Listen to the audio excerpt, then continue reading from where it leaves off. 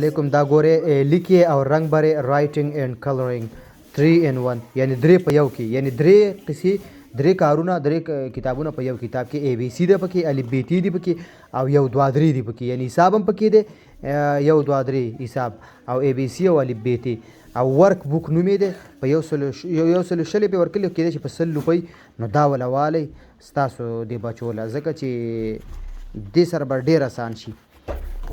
د ځینو وړو ته چې لکه دا الف ب ت یادول ګران لکه زه خو ته لیکم زه به ورسره خپل کوشش کوم اے بی سی خو بیا هم نه یادېږي لیکلو کې که نه نو بیا ورته زه دا کتاب ویم چې دا واخلي دا کتاب چې والي ګورې دې کې دغسې دا ګوره یو مخ ته ورځي قلم پې ګرځئ پنسل پې ګرځئ دا ګورې یعنې دا یې ګرځولي دا د ضیاء الله زوی دی او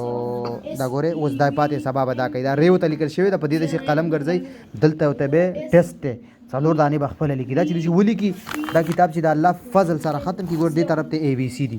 نو دا به خپله چې ورته ووایي ولیکه ډي نو لیکي دا نور دی چې ولیکي دی هم ولیکي خو هسې قلپي وباسي نو دا ډي دی